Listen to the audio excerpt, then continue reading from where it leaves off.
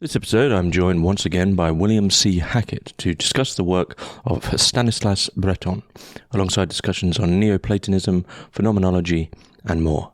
I'd like to thank all my paying patrons and subscribers for making all of this work possible, and if you'd like to support the podcast or gain access to some exclusive content, please find links in the description for Patreon below.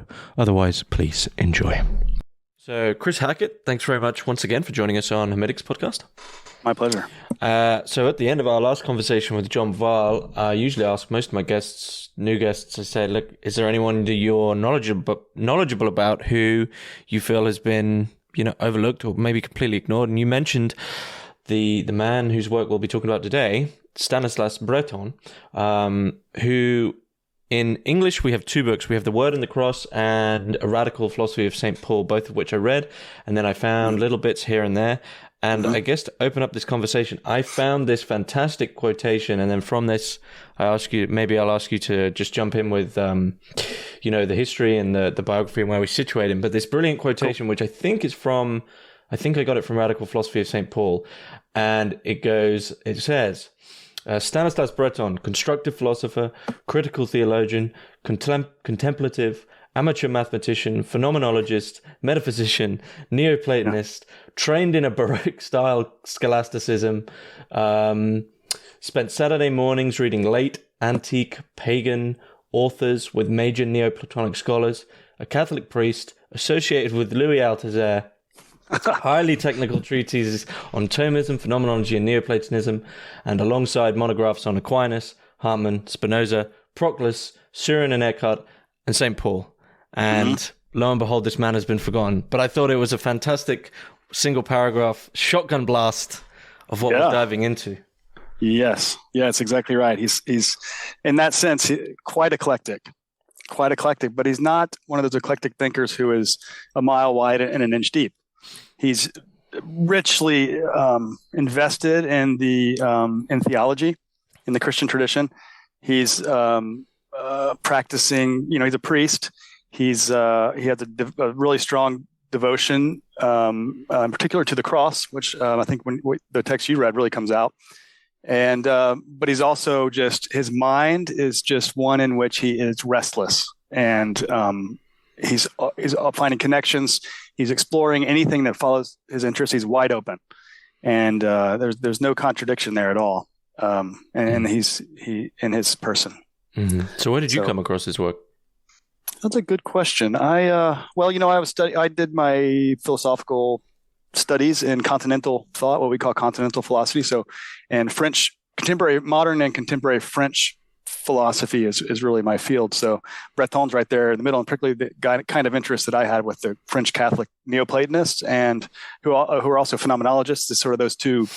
You see that overlaps in Breton's work too, but he's one among a handful of brilliant French intellectuals who are very interested in phenomenology, Neoplatonism, and theology. Mm-hmm. The French Catholics always end up going towards phenomenology. Yeah. So what's the Neoplatonist angle? Does he begin from the so he sort of before from what I could garner from him, from what I could gather about his biography, he really begins with just as a passionate Christian, quite literally a passionist, right? Passionist, yeah. Right. Yeah, he joins the Passionist order when he's ordained in 1936. By the way, he has such an interesting biography. I hope we can talk about that some, because it really is. Nietzsche said that all philosophy is autobiography, and whereas Heidegger has sort of the opposite view. Of course, Heidegger would want to say that, though, right? Yeah, convenient, right? Well, in Breton's case, to understand his thinking, it's not a disembodied. It's fully enfleshed, fully communal, fully human thought in the world, and it's very much part of his biography. To really understand his thinking, we do have to talk about his biography. But you're right. The Neoplatonism it comes after. It's like a second. I hesitate to use this phrase because it's much more than that. The Neoplatonism is, but it's like a second turn in his thinking. He's his earliest interests. His formation is really in that Baroque style, like the Baroque style scholastic Thomism. Just abstract, huge systems distinctions and concepts all ordered, and I think that's always fascinated him. I think he's gifted at mathematics, abstractions and the relations. Relation is a really key word for Breton, and abstractions and their relations, and kind of the unfolding of a thought from a single idea, like a presupposition in which things sort of unfold. And I think that's something that's always fascinated him. That's his earliest formation. That's right there in St. Thomas Aquinas's thinking, and the way in which the influence St. Thomas's thought had in, let's say, during his era of formation, the sort of what they call the Leonine Thomism, this manual style scholastic formation, was very much his own. He didn't stay there. Like, we put that restless sort of mind, kind of like St. Augustine type mind, just expansive, but also full of passion. There's that word again, full of passion for learning and understanding. It's very much a part of Breton's life. So the phenomenology is sort of second after the scholastic formation, and in his day, in his place and time. So they're talking about. So you could say phenomenology is sort of founded in 1900 with a certain set of writings of Husserl's. And it becomes, the dominant form of philosophy in the 20th century, particularly in France. It's in the water he's drinking, it's in the air. And I think it's kind of like Neoplatonism was for St. Augustine, or Dionysius the Areopagite, Pseudo-Dionysius, or any of the other patristic thinkers we could talk about. It's just the intellectual atmosphere. Phenomenology was what that was for him there. So he moved. I'm not sure the Continentals have got beyond phenomenology yet. Yeah. Okay. Yeah. Maybe. I don't know. Maybe you disagree. I mean, you get all the Derrida people, right? Thinking. Well, Derrida's so deeply informed by phenomenology. I think there's philosophical anthropology kind of figures coming out of Blumenberg who. There's all these strong movement to critique phenomenology. I would still say that phenomenology is a very strong influence, particularly in France. But there's also competing programs as well, as there have always been. But Heidegger's influence, Husserl and Heidegger, had such a deep influence on French thought after the Second World War. So I mean, phenomenology, the history of phenomenology in this period, 1912 to 2005, which is just it's really odd to think about someone living that era. Like, it ends in 2005. Which seems like yesterday, right? Like, Breton could have possibly... I know. He's our contemporary. Yeah. Could he have seen Facebook, kind of thing? It's like, what I mean? It's a strange mixture of... That is weird. I've never thought that. Exactly. It's like Jean Baudrillard could have seen Wall-E, right? So I don't want... And I realized the other day, Heidegger could have watched Easy Rider. Like, I don't want to think about these things. It really weirds me out. It is weird. Weird is the right word. That's the way we... But there's something about... I mean, I don't think that's as sort of biographically fluffy as I realized, because in 1912, I think when we're talking about serious scholastic attempts with Neo-Thomism, I guess it would be Neoplatonism and phenomenology, it is almost like that already in 2022 feels like a different world. That doesn't feel modern anymore at all. Or contemporary. Yeah, right. It does. Yeah. No, you're right. Yeah. No, I agree. There's a few things we could think about that, but I think the main point is that he had this early formation, and which was very Thomist, and he wrote his autobiography, intellectual autobiography. It's called De Rome à Paris, from Rome to Paris, and that sort of represents that move, that intellectual move, from Rome, which is just heavily dominated. The intellectual life in Rome is dominated by these Roman universities in which for the formation of Catholic priests, and these really old, huge edifice type buildings, full of people trained. He's teaching. He was trained there. He taught there. He makes a move back to France, and that geographical move, he doesn't. In his thinking, he's not leaving behind something, but he's expanding something. He's deepening something. He's just like Thomas Aquinas in that sense. Thomas Aquinas is one and there's this huge expansive interest. He's willing to go all the way with this new philosophy of rediscovered philosophy of Aristotle. Similarly, Breton, there's this sort of Catholic, small c, universal drive to unity, but also to expansiveness. And those two movements of the mind are very much together, in Breton. So that move to it's a huge move, intellectual move. I mean, it's also a huge sociological move. You're moving from this circles of these influences with these figures who do the, and you're moving to something completely new. And they are they're competing for dominance in a way, and for intellectual vision, and a method as well. And for him, it's always for him, it's a break, but it's also continuity. I think every break has continuity for Breton. It's like a religious, it's analogous to a religious experience or a conversion in which there's a massive break, but it's also a continuity. It's a deepening. It's an intensification of what you're seeking, and so on. So does he see himself, in direct discussion with the other, this trio in a way of Catholicism, Thomism, phenomenology is a key thing in this era.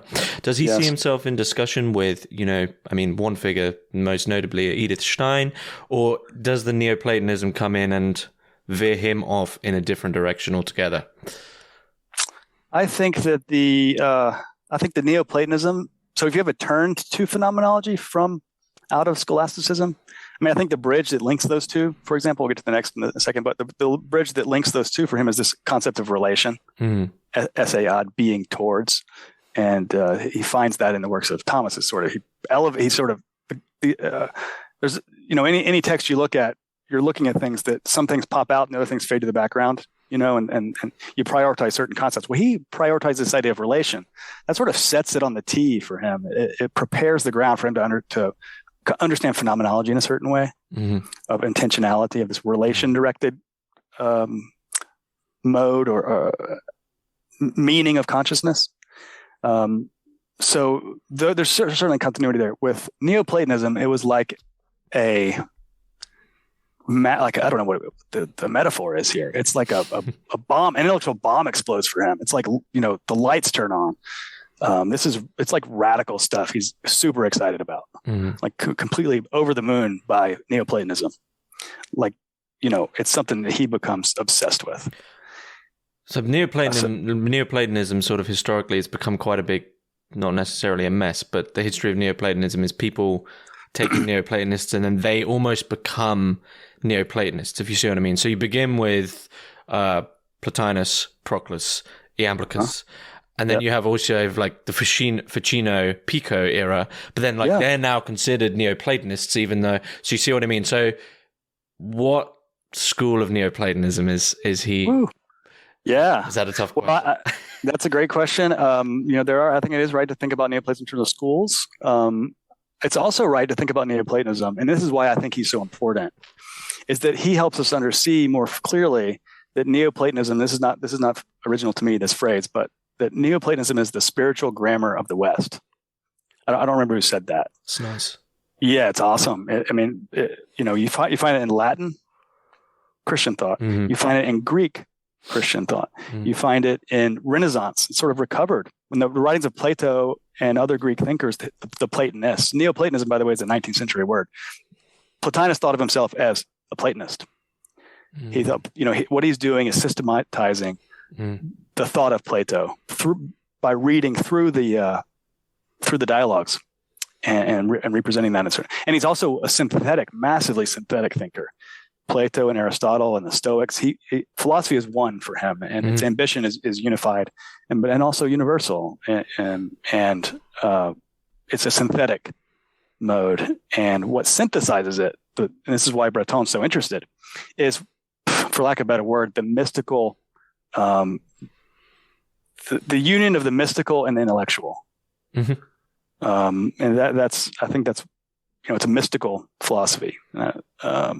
And for Breton, mysticism is a really important part of his biography, because when all through the trials that he suffered through the war, the way he sort of came back to life, he had this sort of 10-year recovery. He had these 2 near-death experiences, I think you read about, in which he's despairing of life and survives, survives a plane crash that catches on fire. and breaks in half next to his seat. He's like one of the few survivors as he's being rescued from 5 years in prison in POW camp, in which he throws his, the manuscript he's working on in the river because he's despairing of his life because the bombs are flying around about him. Russians are bombing the Germans and so on. He has this turn to mystical authors that helps him recover like basic motor functions and balance that he had lost through this horrific experience. So the mystics are really important to him, I guess is what I mean. And he finds this unit. He's a cerebral guy, very smart, very intellectual, fascinated by abstraction, conceptual relation, implications of ideas and how they unfold. But he also has this deep piety and spirituality and this deep sort of rich sense of the world and its goodness and beauty.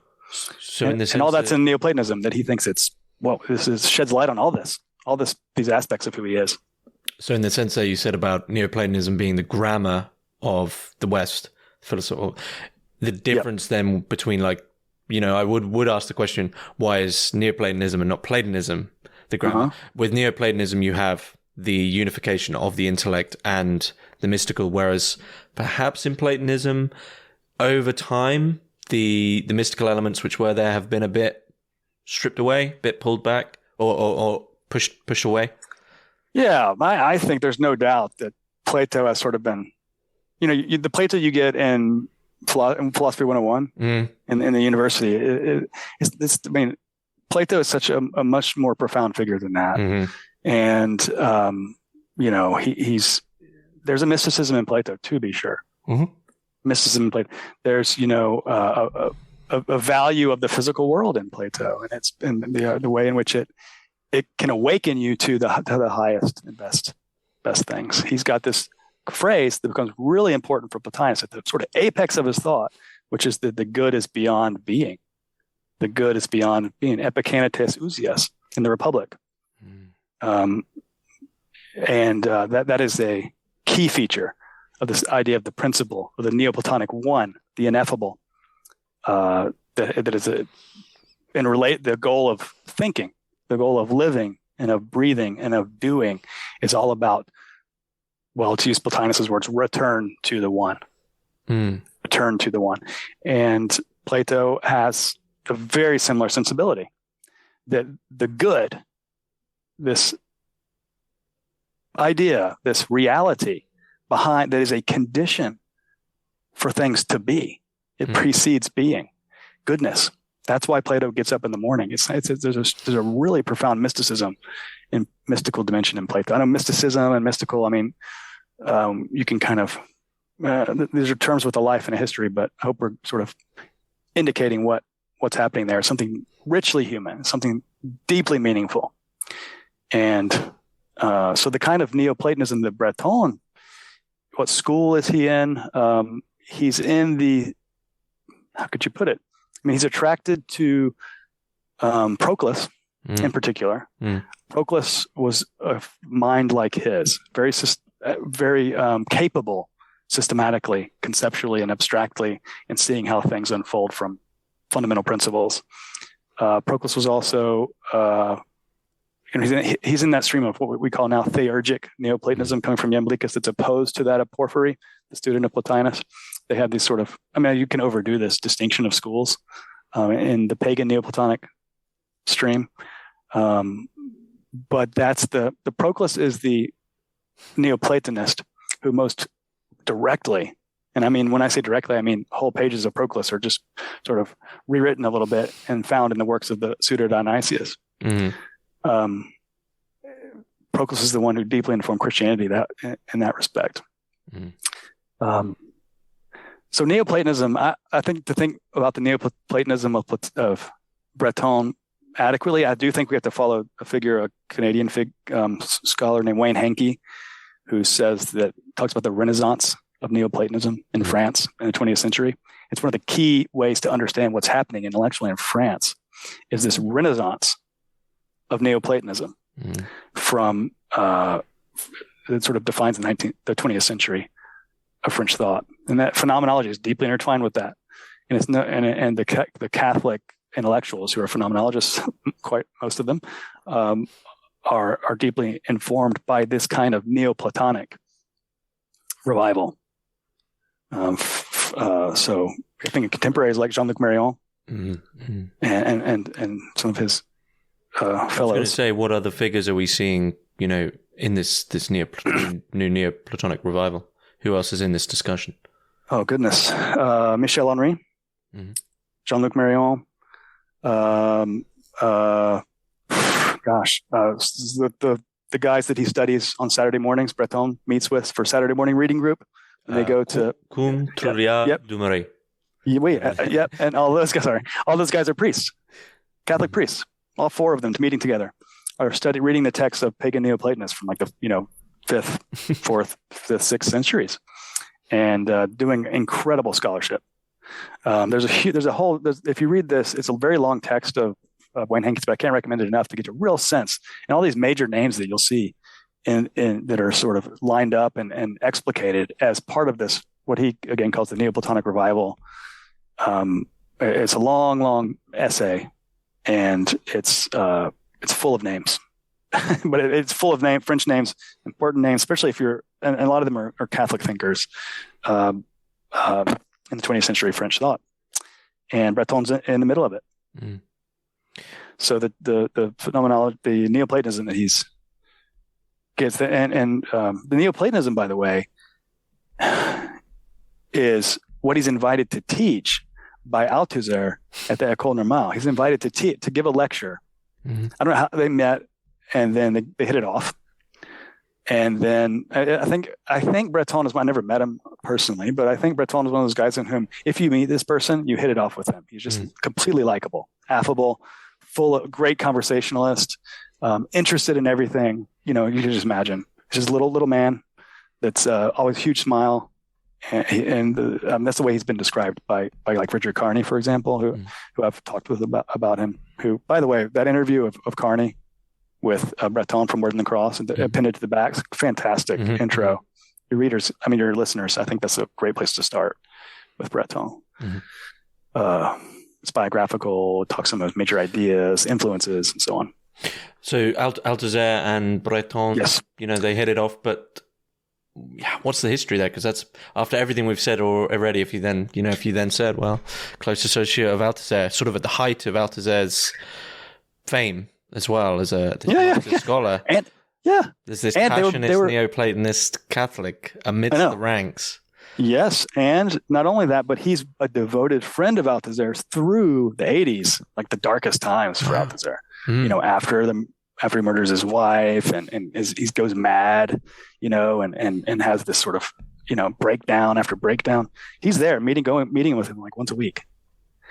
And he wrote a sort of reflection about their meetings. It's called Althusser and Religion. And it's been translated into English. It's a nice reflection, but I'll probably read something from that if we get further into the Marxism stuff, because I think it'll help illuminate a little bit about what Breton's, because he was interested in Marxist critique.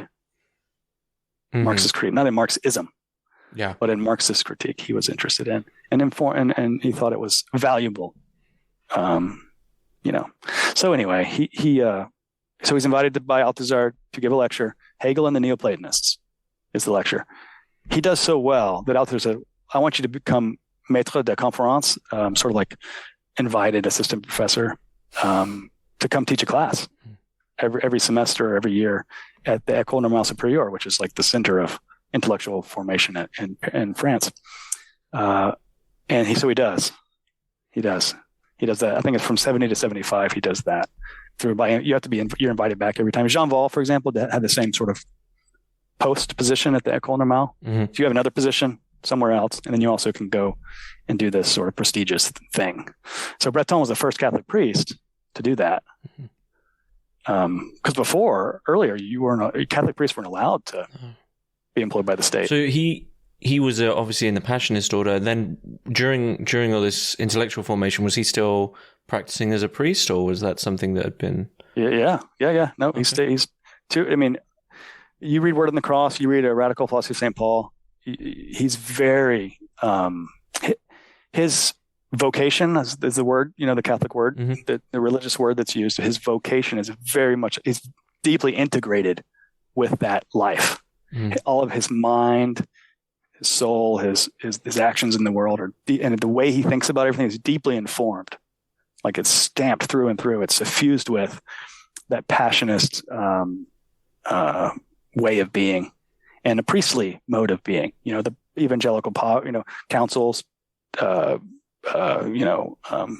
celibacy, not getting married, living at the margins of society, the way sort of, which for him gives a certain freedom to be in a unique manner, in like proto-eschatological way, on the edge of existence, where you're like free to, I don't know, imitate Christ in the world, kind of thing. That's very much a part of who he is, and it only deepens through his life. It's not something that he loses through all of his intellectual escapades and all these different things, Marxism, Neoplatonism, mathematics. All of that is just one for him.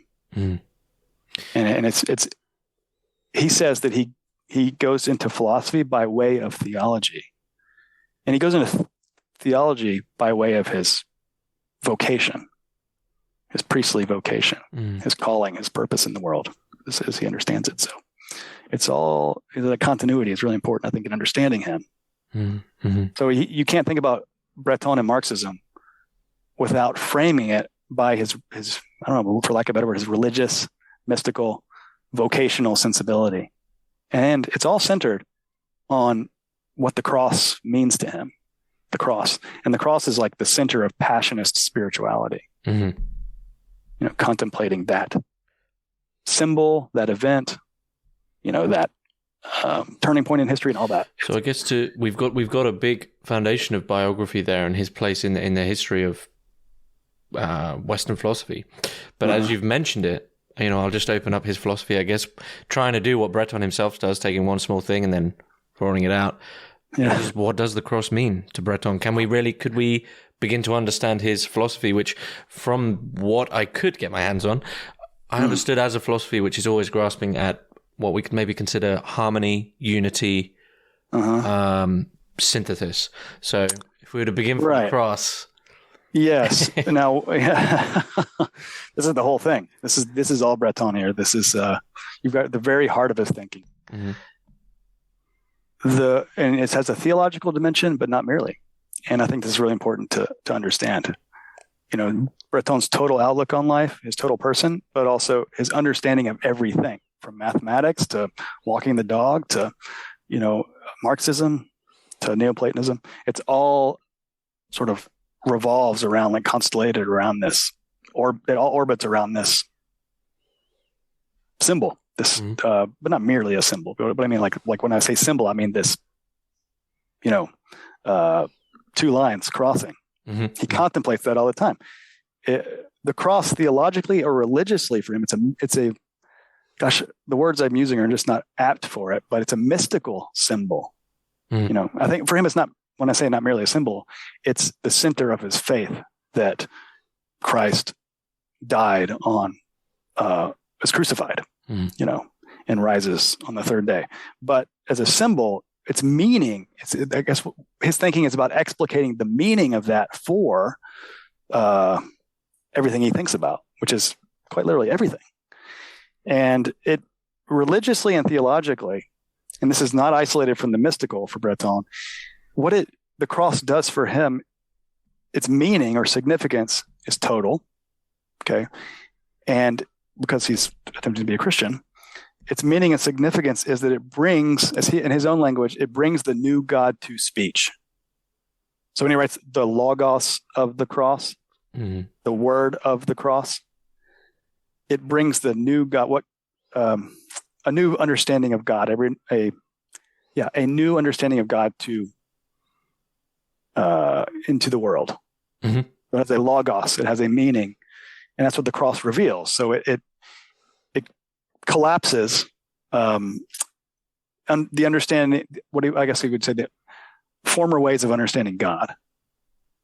It's a crucified Jew. Mm-hmm. It also opens, and I think he's pursuing this his whole life, a new way of understanding God. And I think he considers himself a sort of disciple of St. Paul. I mean, his baptismal name is Paul. Before he became Stanislas, his religious name. You become in the Passionists, you go and enter a religious order in the Catholic. Often you take on a new name. That's Stanislas. His name before that was Paul. And it's kind of interesting to read a radical philosophy of St. Paul, by the way, knowing that he conceives himself as a sort of intimate disciple of St. Paul, who, and that's why he writes these books that are reflecting on Pauline writings, the word of the cross is foolishness and all that. Which, by the way, if you looked at the office of readings for the church today, you would find this passage that he writes about, 1 Corinthians from the letter of St. Paul. You would find the word of the cross is foolishness and so on. It's the reading for today So sort of constellations, nice synthesis there. But the cross for Breton in the first place means it brings the new God to speech, a new way of conceiving God that ultimately is defined and articulated in Trinitarian mode and incarnation and all that. As the church thinks about that, it also, in that activity, it puts to death for Breton our ideological constructs. I guess the religious word would be something like the idols we have, our idolatry. And so it's putting something to death, and it's also opening a new way of seeing God, but also therefore understanding what we are and understanding what it means to live well in the world. That's why he's a philosopher. So that's the sort of heart of it. I think that it brings the new God to speech, and in doing that, it demolishes our ideological constructs, our ambitions to capture God or capture God as an object by our thinking. And a lot of what his criticisms about scholastic tradition is its sort of ossification into this system that's sort of dry and desiccant and sort of becomes like an ideological construct. That's where he thinks critique is really important. That's a serious task he's taking on that to keep. It's the guy wrote 40. It's practical. It's beyond at the same time as being practical. It's passionate. It's mystical. But it can't be drawn into being a system because he doesn't want to let the actual, literally, once again, the passion of the cross to die. All in one act. It's keeping that flame alive. That's right. Yeah. Which seems oddly humble. Yeah. I would say that's true. About it is. There's an oddity about the whole thing. There's an oddity about. I think he wants to recover the oddity of Christianity. It's the way in which it is sort of in conflict with they call it the world. It's in conflict with it. It runs in a moves according to the beat of a different drum. And, do you think maybe he saw that at the time that there would be a difference between Catholicism in practice and passion, and Catholicism as almost like a discussion partner in philosophy, right? Oh, they're the Catholic philosophers. Like it's just a thing. Oh, they're Hegelian, they're Deleuzean, they're whatever. Oh, they're Catholic philosophers. Like as soon as you do that, you've subsumed it into that same language. It's sort of died out. Yeah, no, I think, yes, I think that's true. I think on the other hand, he does see the value and the importance of, that conceptualization, the utilization of theory, and short philosophy, because concept and theory is where philosophy happens, of theological activity, like systematization, all of that. I think he does see the real value of, but he wants it to be governed by this ever greater critical principle, this inescapable, this idea of transcendence that captivates, but is always, it's like the carrot, the intellectual, the carrot in front of the mind. It's always reaching forward. It's opening up, further away. It's unfolding. And, it's kind of like Jean Val's conception of transcendence, which has those two dimensions, the transcendent reality, but also the movement of transcending, and which can never come to an end, or transcendence disappears.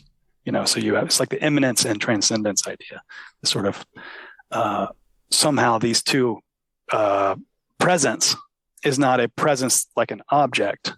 Divine presence is not like the presence of a thing. It's actually an absence. It exceeds the difference between absence and presence. It's like an absent presence. It's like a, it's so much more profound understanding. And in talking like that, we're reaching this sort of, taking this, you could call it an apophatic trail, and sort of negation. You're sort of transcending your ideas of the principle. So it's humble in the sense that it's aware of that we're always lisping. Our thought is always fragmentary. Our systems are always fragile. And that's a wonderful thing because it means they can't capture. It's not like Hegel, where everything's captured, or at least one interpretation of Hegel. Oh, yeah, I was going to ask that. I mean, how does Breton, do you think, stop that sort of continual expanse of the beyond becoming almost like eating itself? Becoming you could quite quickly just fall into some sort of strange nihilism. The beyond remains. Oddly, the beyond for Breton appears and feels to remain quite stable.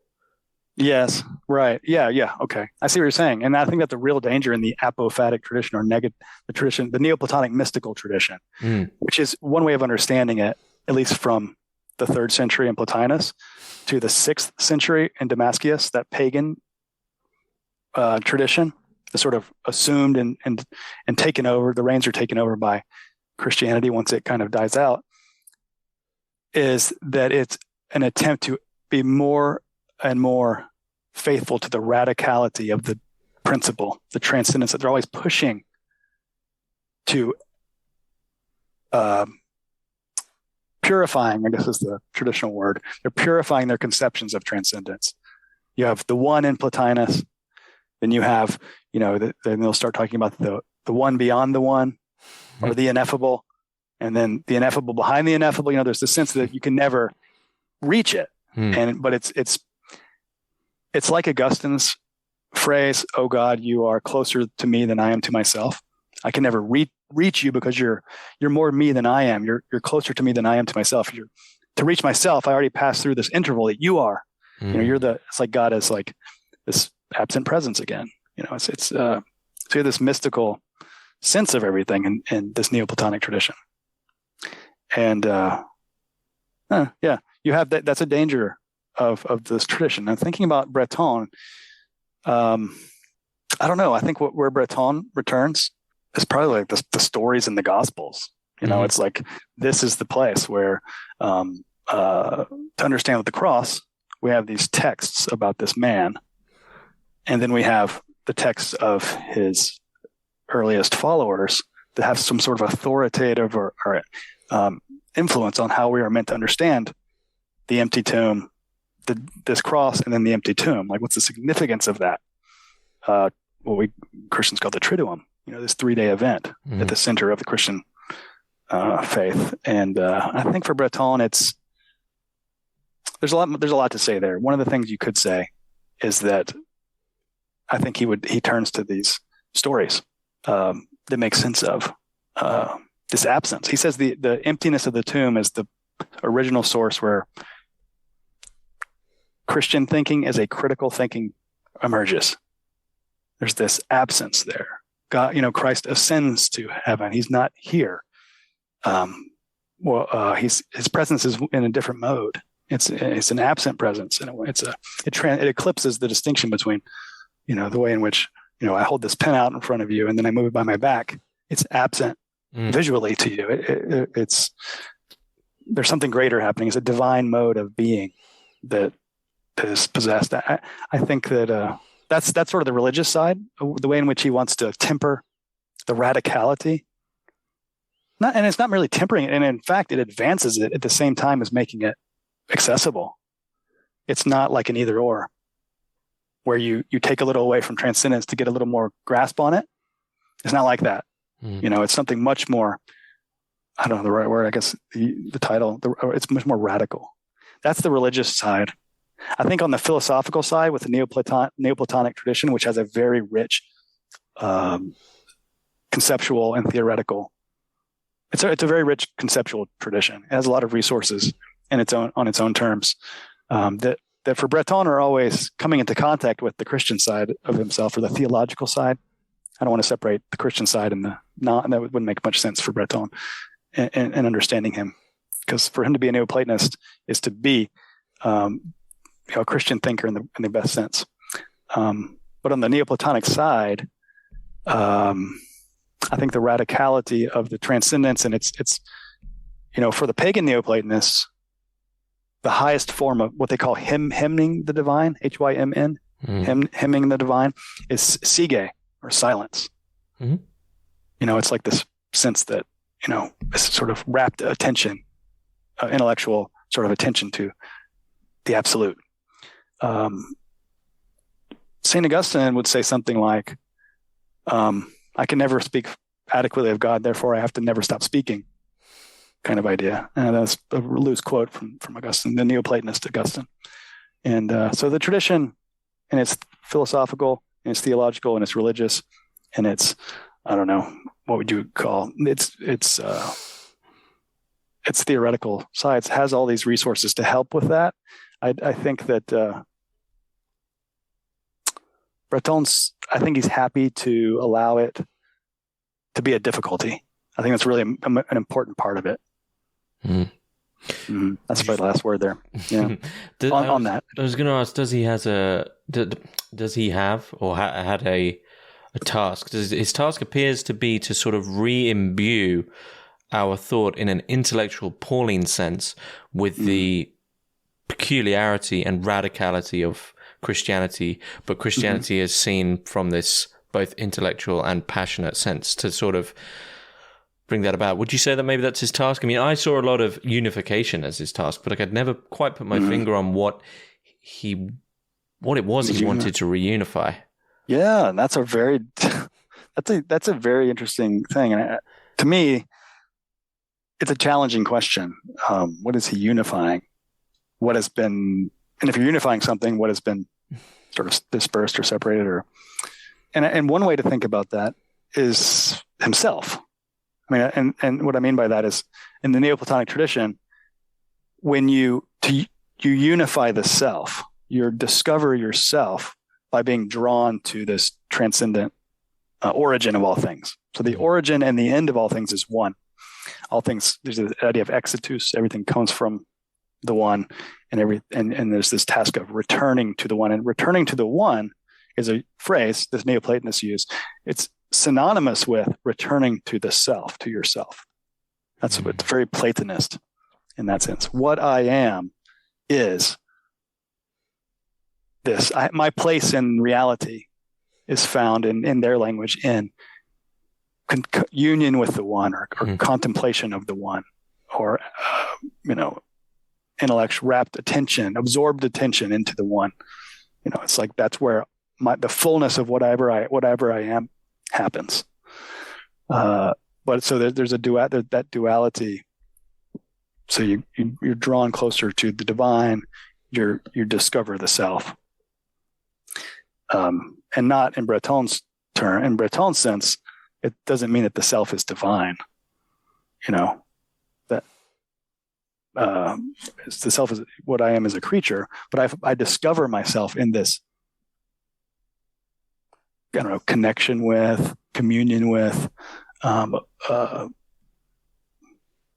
loving. Words break down here, but you know what I'm saying.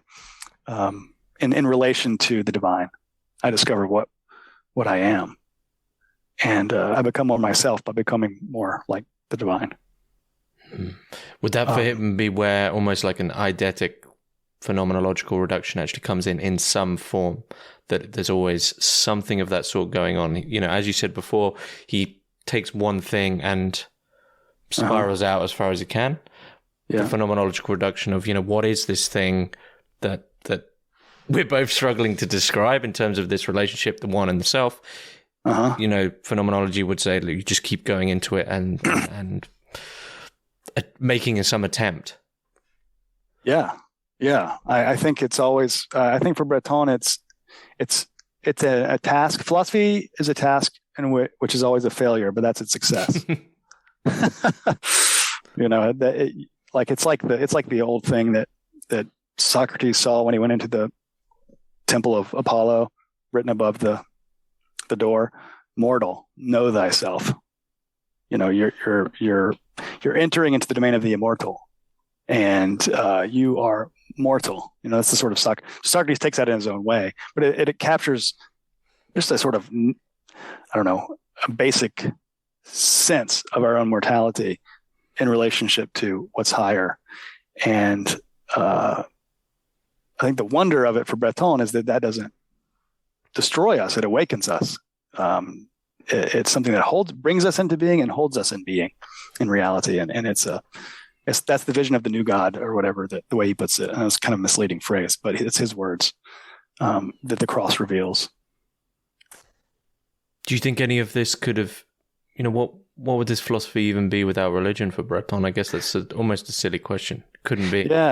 Yeah. No, not for Breton. And even the Neoplatonists, to say it's a philosophy, to oppose philosophy and religion, or religiosity, or mysticism, or however you want to articulate this, is a misunderstanding of what philosophy is, what human being is, what it means to be human. And that's the great enigma. And for some reason, Breton, Catholic priest, Passionist priest, thought that Neoplatonism was, and a lot of people, and if we're serious that if it is right to say Neoplatonism is the spiritual grammar of the West, then Breton's not alone in this. Somehow it gives us great resources and insight into understanding the enigma of ourselves. It's a very vibrant philosophy, in the greatest sense, in the best sense. Anyway, I guess in that sense, did he ever comment on the rise of atheism and secularity, I guess, post World War II? Because 1912 to 2005, he's seen a lot. Yeah, he's really seeing he wouldn't be seeing the peak, but in 1900 is probably the peak of collective universal faith in the West, I guess, and then through to 2005, seeing the beginnings of the world we now accept, quote unquote, accept as the norm. Did he ever comment on this? Yes, I think Breton has a unique perspective on it. I think the events, for example, of May 68, in Paris and in France more broadly, there's left a big mark on his thinking. I think he is very much of that era. He's one who sort of celebrates, in a way, the critical dimension of that, the good use of bringing down structures of he sees it almost in an ascetic sense. It's Christendom of the ages past is not. Has no nostalgia for that. His only interest is in fidelity to, and whatever that means. It doesn't mean fidelity to Christ and his teaching is to put what he called the basileia to Theo, the kingdom of God, in first place. And to do that is to give you to liberate you from a concern with, saving the West, or, that may be an implication, or sort of something that happens as a consequence of true fidelity to Christ's teaching and ethic, and the reign of the conviction that charity ultimately will rule all things. That may very well be a consequence, or it may not. It's not something that Breton's worried about. I think for him, it's very much it's an important aspect of his thinking that liberates him to see things like Marxist critique has some sort of value in criticizing economic and political injustice or something. That it has some value. It liberates him to not have this anxiety about what's been lost. It's an eschatological orientation, and by eschatology I don't mean flight from the world and letting the world burn, because it's a conviction that, as in the words of Christ at the end of the book of Revelation, "Behold, I make all things new." That's the sort of, it's everything. that's the sort of radicality of the Christian faith that I think if you don't see it directly in the words of Breton, some places you do. You see it right behind, supporting his thinking, supporting the sort of passion of his writing. Behold, I make all things new is sort of the, charity is going to rule. The creation will be transfigured. And right now it's just a seed kind of idea. It's this true Christian religious conviction, gospel conviction of Breton's that liberates him to not worry. Not worry. So he's trying like the Sermon on the Mount kind of stuff. Don't worry. It is very Pauline, because it reminds me, when we read the Gospels, you'd realize that the apostles, many of them were very, not necessarily confused, but a bit befuddled about the idea of this king. I mean, what kind of king is he going to be?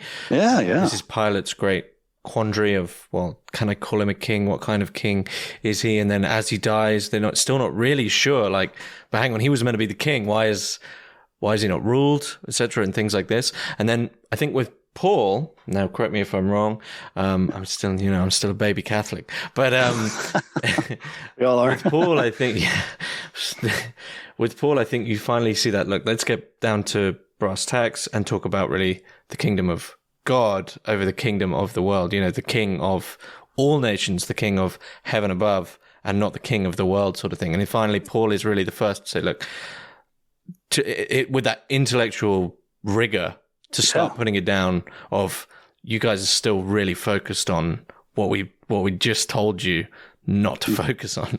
And it's back to this beyond thing, right?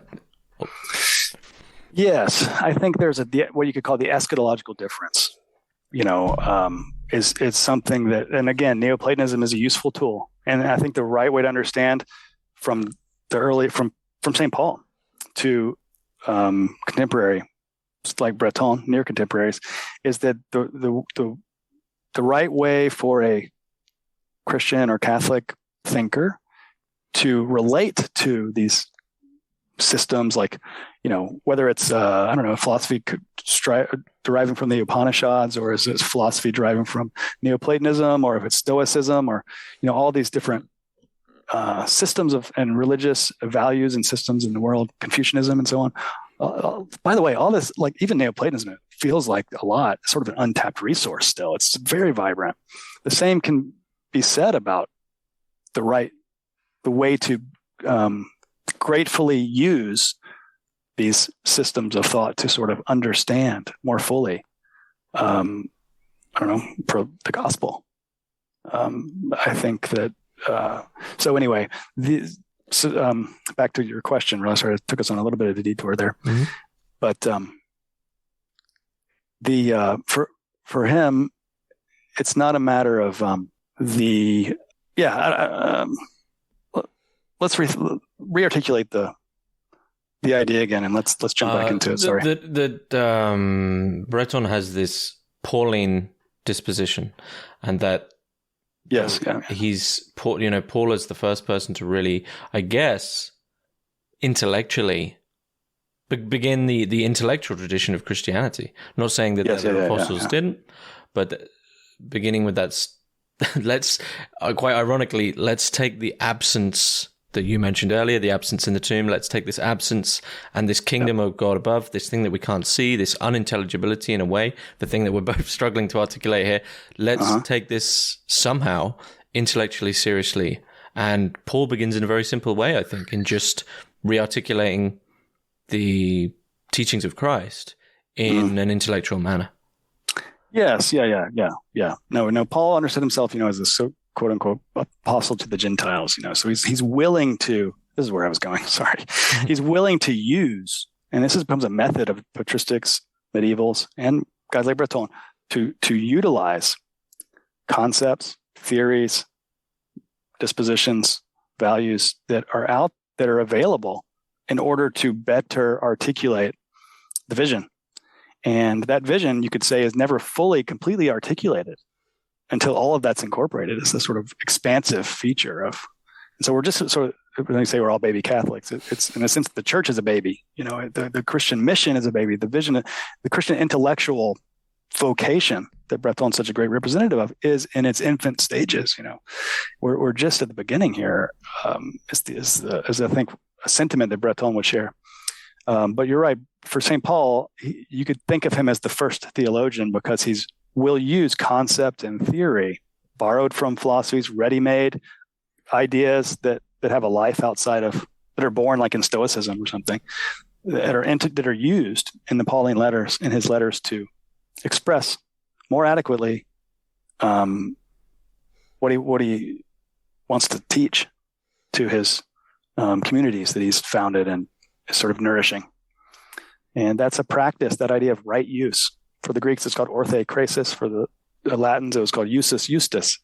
It's a right use, is sort of a method that defines, you could say, the Christian or Catholic intellectual practice. And you see it right there in Breton with Neoplatonism, or with Marxism, or with phenomenology, or in the scholastic mode with Aristotle.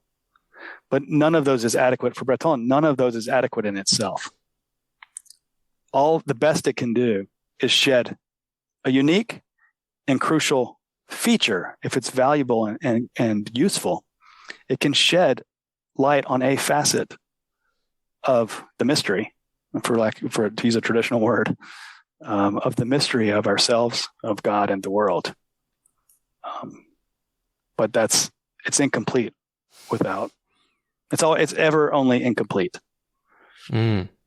So his whole task is almost a self-awareness of the fact that there is this task, but it will never be complete. But the task is just to continue this strange, passionate march towards the beyond.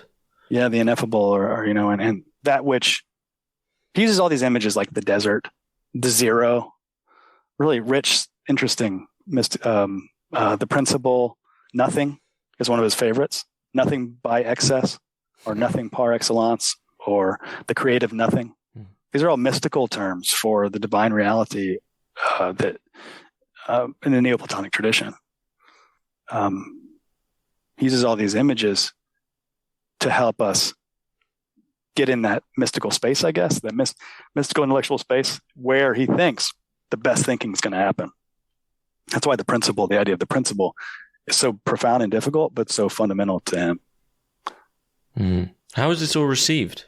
In the intellectual current of the day, is he received well, or, is there much of a legacy? Breton. There's a legacy. I mean, I've been to conferences on Breton. There's thinkers far and wide that read his thought. It's Catholic continental type people, interested in continental thought. That's interested in French philosophy, or the Renaissance of Neoplatonism in France.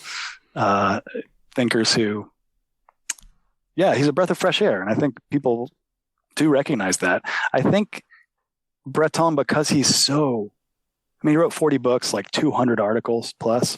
I mean, the guy, I don't know, he slept with a pencil stylus in his hand. I don't know what he's doing, but he's just French. That's what they all do. Yeah. Very prolific. But he's writing about, he's got, 3 or 4 books on mysticism. He's got 3 or 4 books. His first publications were on Hartmann. He's got a book on Hartmann too, which was his second thesis in France. He's got a book on Aquinas. He's got 3 or 4 books on Neoplatonism, mathematics and Proclus, matter and dispersion, in the Neoplatonic sense. He's got 3 books on Marxism, and on and on. So he's difficult too. When you get into his systematic type, even the Word in the Cross, he's got this style of writing that is not fluffy. It's dense, I think. And when you get, and particularly to his systematic sort of treatise type, big fat treatise type works, and not even huge, but like Du Principe or Être Monde Imaginaire, the sort of core philosophical texts of his, people, there's a bit off-putting. You're gonna have to invest a lot of energy into getting to the bottom of what he's doing. Mm-hmm. But it's coming around. The Poetics of the Sensible is another work of his. It's been translated and it should be coming out next year. So that'll be number 4 in English. Which one did I miss? Let's see. We said Word on the Cross. Radical Philosophy of St. Paul. Radical Philosophy of St. Paul. Oh, sorry, that'd be number 3, wouldn't it? Sorry. Yeah. Poetics of the Sensible is number 3. Yeah, that'd be the 3rd in English. But we're still waiting for more to happen. I mean, it's I don't know. In a way, the studies of Breton are sort of at their beginnings. Talking about always a new beginning of thinking. I think that Breton's work has a future. Mm-hmm. Well, and theological works. Yeah, you'd advise people to begin with that interview at the back of the Word of the Cross. Yeah, I think that's probably one of the best places to start. I think Word on the Cross as a whole is a great place. It presumes a lot of the reader, but it's worth it. Mm-hmm. I think the little thing I translated I tried to give sort of recently in a journal, a particular examination, really brief. It's about the cross and the principle. These two ideas that have some resonance, but they're also in conflict in his thought. They're not. You can't reduce one to the other. I think that's sort of a late stage reflection of his. I think it was like 1988 that he did it. One of the last things he did. I think that's a great place to start too, if you're interested in what Neoplatonism means to him and its relationship to his, cross spirituality theology side. I think that there's also a really useful article from 1979 by a guy named Dan Vaillancourt called "The World of Stanislas Breton." It's a really long article. A lot of the biographical stuff that I may have mentioned is found there. That's another English text. There's a lot of English. There's probably 8 or 9 articles of his in English that you can find. Several on phenomenology, if that's people's interest. But he's very brilliant. I mean, he's not afraid of conceptual rigor, but he's also not afraid of having a poetic sensibility too. So I love that union. Is there works you sort of wish were translated that are more poetic? Is there any works where he maybe writes almost as a mystic? He starts to shade into that some. I mean, he's got a book called Nothing or Something, a metaphysical novel. I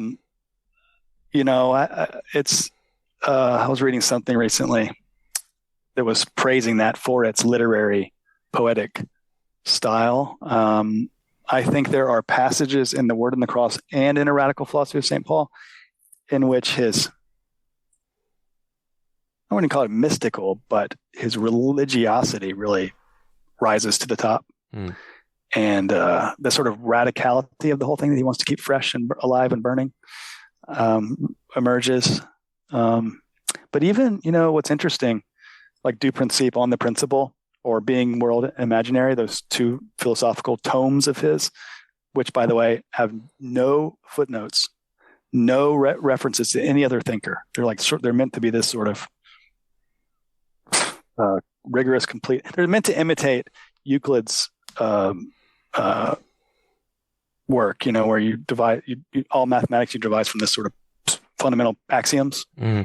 He proceeds that way, kind of like what Proclus does in Elements of Theology. He's trying to imitate Euclid, having these fundamental axioms or this one fundamental principle by which you drive this entire system. He does that in those works. There's a certain dryness, you could say. It's probably not the best word, and rigor to the whole thing.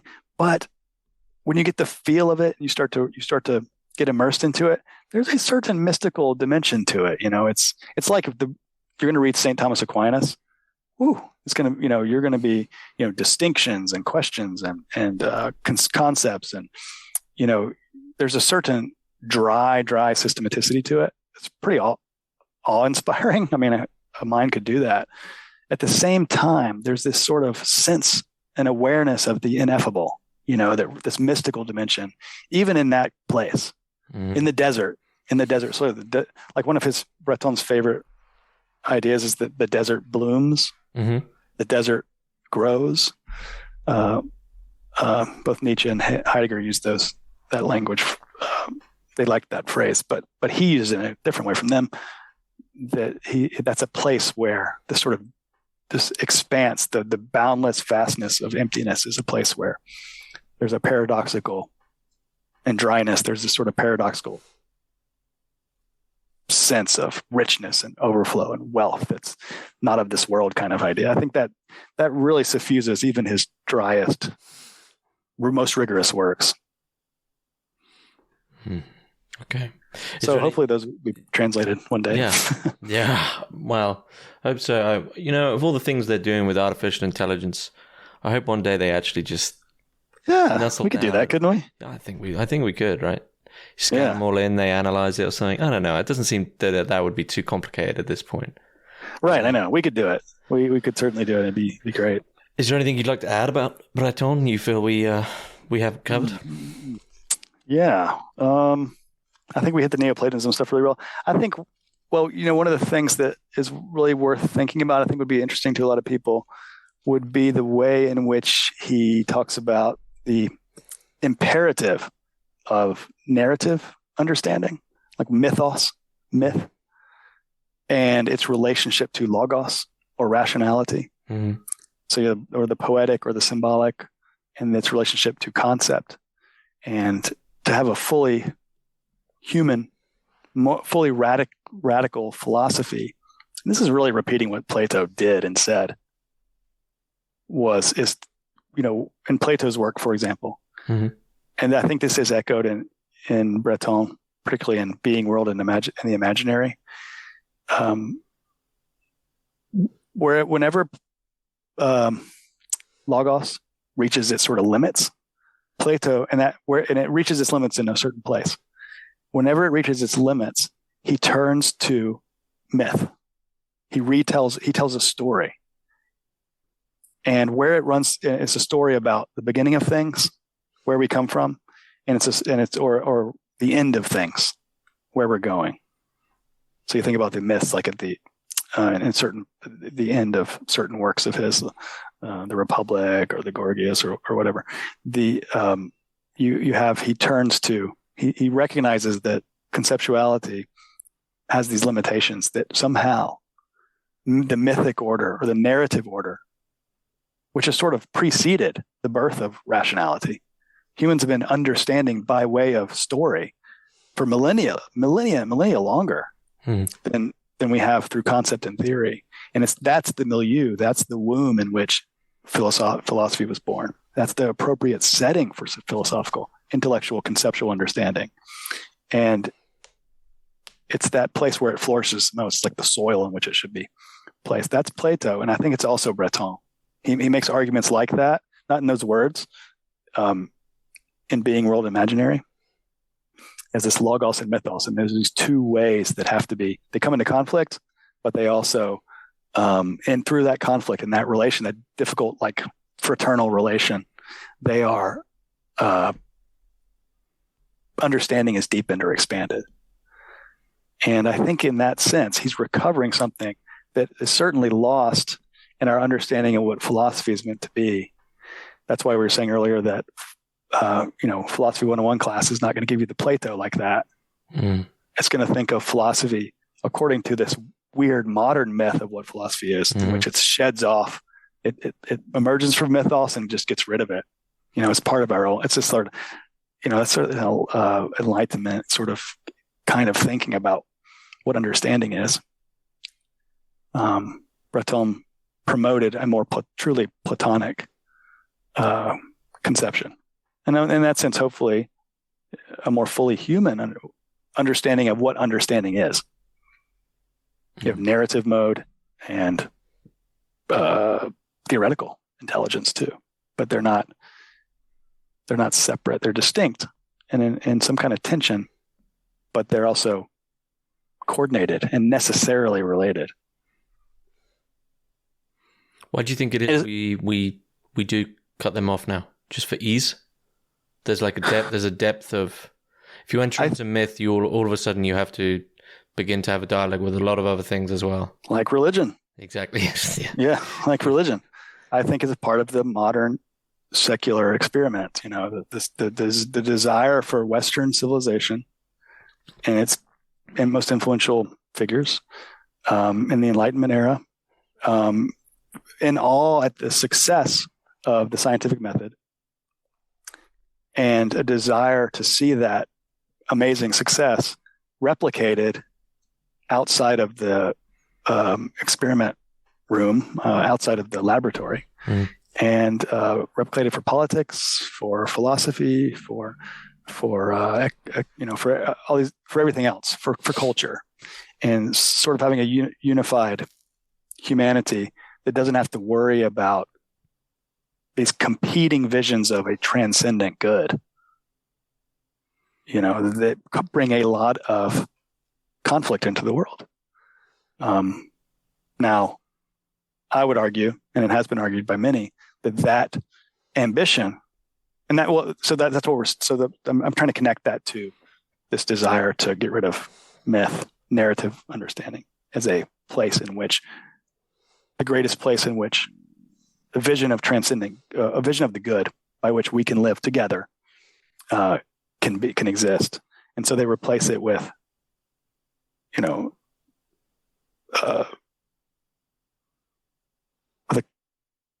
with a desire to, they try to just eclipse it altogether, I suppose. So it is really part of a program for, this is sort of where Western civilization is a result of that. One way of thinking where we are today is a result of that desire to be done with a transcendent vision of the good, which is accessed beyond concept and theory, but not without them, but beyond them in narrative and myth. But all that is its own myth. Everybody says that, from Blumenberg on. That's its own story about truth and the good. And we don't need a transcendent vision of the good to live well. We just need everybody to, this is a liberal, in terms of the liberal vision out of Locke, we just need everybody to agree to pursue our own goods ourselves. And we need to protect people to do that. And that's where our happiness will be found. And by happiness, I mean a state of flourishing. On the other hand, you have Marxism, which will say something like, which has said something like, well, that's a problem right there. And I know the problems of that really well. There's going to be the haves and the have-nots, and the haves are going to just keep getting more and more at the expense of those without. That's unjust.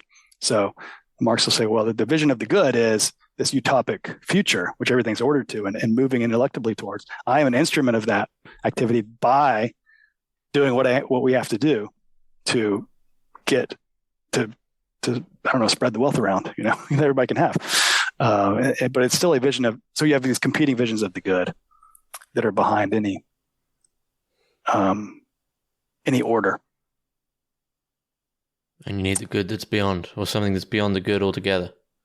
You need, well, the good beyond, it's for the Christians, it's the kingdom of God. It's the new creation. It's the behold, I make all things new. It's the what Easter morning signifies. This conquest of death and so on, and partaking of that life to come now it's for the world. It's not a flight from the world. That's that vision that we can't bring about ourselves is the best way for humanity to tap into all that's good and beautiful and true. That's the Christian sort of, I don't know, that's what Christians have to say to the political order. That's what Christians have to say to economics. That's what Christians have to say.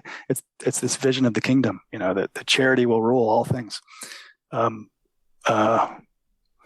it's a transcendent vision. It's accessed most fully through story, through myth, through narrative, and that's the form for the Christians. That's the form, the primary form of revelation is a story.